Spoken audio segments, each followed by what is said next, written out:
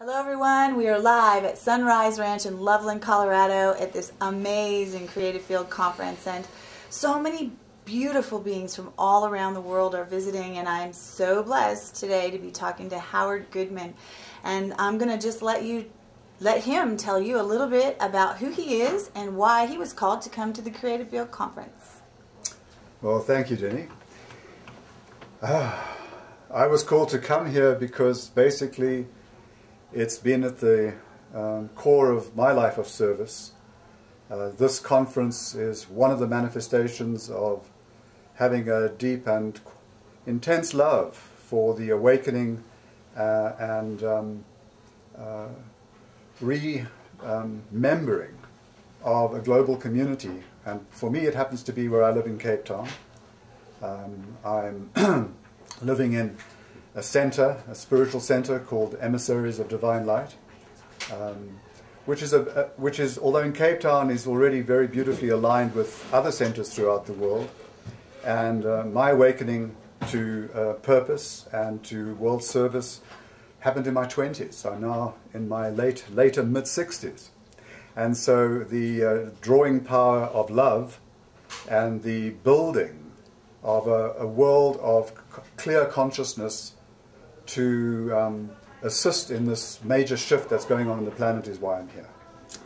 It feels like you're, you know how when people awaken, it's like an individual process, and it's very much about their ways of, you know, getting higher calibrated levels of consciousness, or maybe with an intention to open the heart. It sounds to me like you're working in communities, and even in like global communities, and really interested in networks and synergistic kinds of things. Can you talk about the big picture? Yeah, well, South Africa is a crucible for global change. And we're very privileged, those of us who are conscious and living there, to find ourselves being plugged into what I think is pretty radical transformation work that is international or global in nature. So I live in a little house as part of a property about 2.5 acres, and my wife has, for many years in our diverse partnership, she has been doing youth leadership development through Educo Africa, which has been working with marginalized cross-cultural youth both before and after the struggle and the new dispensation there. And currently, what an amazing privilege it is to be living with a partner who is traveling the world on behalf of the Presencing Institute, Otto Scharmer's work, the Theory U, community of practice, to give people a chance in government, in corporates, in all kinds of collectives, to have safe passage for letting go of old mindsets and old ways of thinking through a very particular methodology which takes them into stillness and into the power of the collective wisdom for accelerated prototyping of new initiatives and projects. She was recently in Berlin on the invitation of the German government to assist in their policy making for the future around global investment in supporting what it is that's beginning to show up as a completely new value system around investment and in around the global economy. So that's just a touch. So that's Marion, and that's my wife, and that's amazing to be part of. And then I know you've interviewed Annalisa Bure, and I'm on the board of the Novalis Ubuntu Institute. Oh, beautiful. Yeah. Say more about Ubuntu. Yeah. Say more about Ubuntu. For those of us, yeah. I know a lot of people here in the States are starting to tap into the vibe, but from your perspective and from Africa, what is Ubuntu? Well, isn't it a beautiful question? Because I think everybody in the world has been paying attention to what's been birthing and shifting in South Africa for some time now, and of course everybody knows Nelson Mandela. So the Ubuntu spirit is really comes out of the African spiritual tradition of recognizing that identity and resources are very intimately related. So the spirit of Ubuntu is about, the identity is that I am because of you. We are in relationship, and our lives are to be a trustworthy culture of loving one another in the context of community, in the context of nationhood, in the context of a relationship with all levels of being. So reciprocity is the core value of Ubuntu. Oh my. It is total reciprocity. It doesn't belong to me, it doesn't belong to you, it belongs to the collective. And so we've seen that modeled through the man we call Madiba. By the way, that name has become a new archetype in the collective consciousness, because it's the integration, I'd say, of the sage, the warrior, and the surrendered heart. Oh. So we have that particular catalyst in the re-emergence of an integrated new society. We don't have a history. People tend to think of change coming out of the past. We don't have a collective past. We have a collective fragmentation.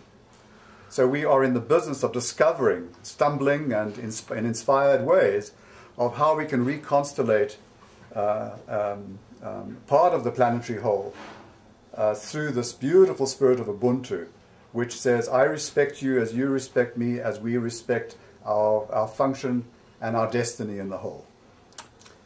So just one little thing more around Sure. Novalis Ubuntu Absolutely. Institute. Okay. Has very diverse sort of tendrils into the larger community of civil society, and stands for the full spectrum of change agents throughout civil society, including government, including business, including all kinds of, the whole spectrum. Okay, so the Institute provides a home, an invitation for people to come into a kind of a hub space. People who are actively integrating social activism, cultural activism, and spiritual activism as one stream of complementary intervention work to address essentially the dysfunctionality that has been so prevalent within South Africa as a society, but as a microcosm for what's going on in the larger global community. So we find, for example, that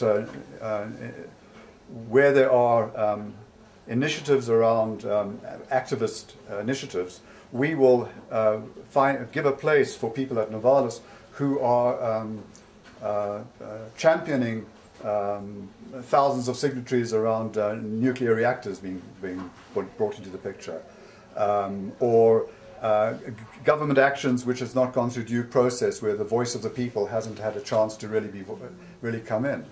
But it's not about being against what's happening in the larger community. It's actually bringing a sense of personal accountability, because the leaders in all these different levels are people who have become part of this new collective consciousness that is aligned in the highest frequency of spirit and the identity that is common to all of humanity, which is a transcendent identity. And as that's been awakened in people, they find where they work, what the gateways for their work into the social order needs to be. So Annalisa, who you interviewed, has been holding a focus for cultural and social activism from a standpoint of her own. Very, very beautiful awakened presence in the column of human being, of being a spiritual being. So it's a rich field of midwifing, change at all levels that's going on in my life, certainly, both in the very home that I live in the Emissary Center. And we are now partnering Novalis as one of the organizations that we believe are extending this field of love that the conference is focusing in real, practical, and pioneering ways. Because you cannot be an awakened citizen on this planet today without feeling that you're carrying the DNA for new pioneering initiatives. And what a beautiful opportunity, isn't it, to do it not only powerfully, but beautifully. There was a time on our planet that when we wanted to be activists or be change makers or creatives, we did it in a way that was just powerfully. And so the examples of the kinds of beings and projects that you're talking about are doing it in a beautiful way, an integrated way, in a balanced way, in that we're not really making a move until we're divinely inspired to do so. Andrew Harvey wrote a book called Sacred Activism, The New Hope.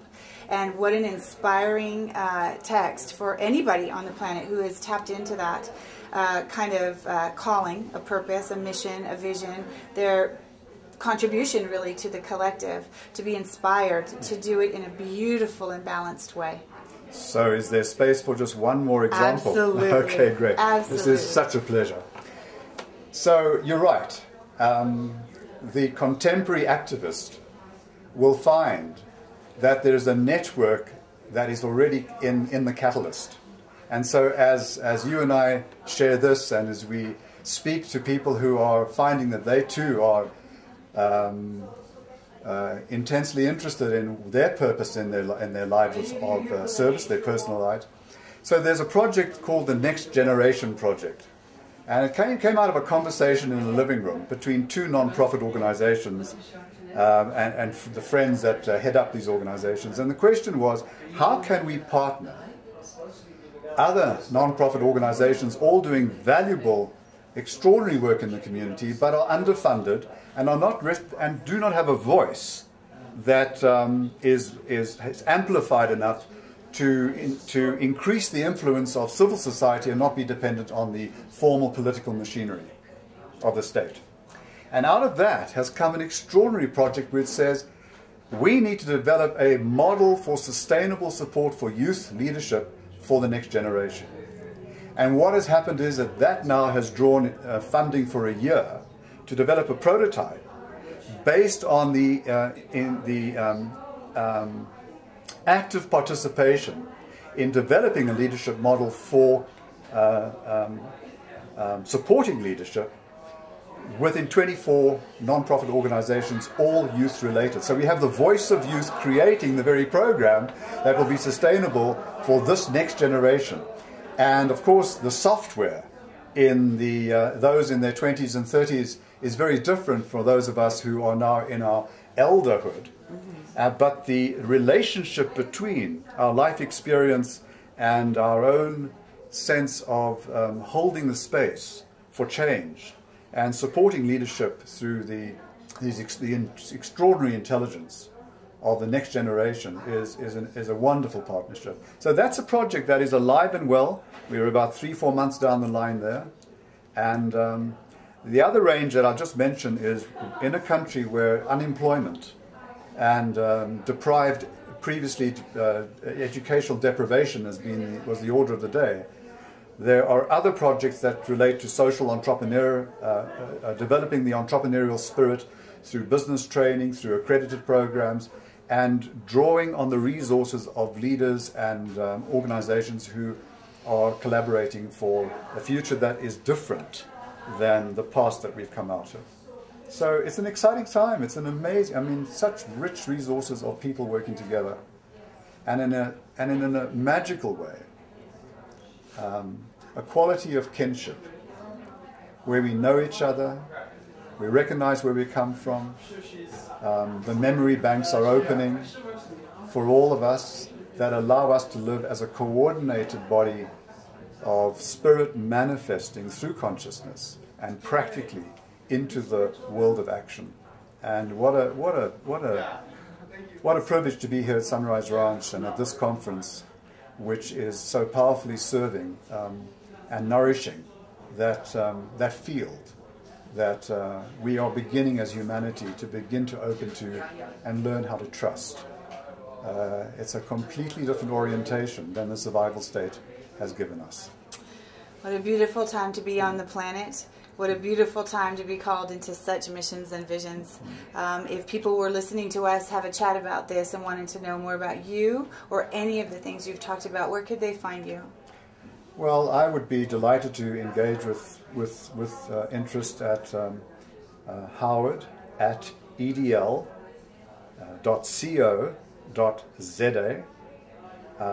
That would be the easiest way. I don't have my own website.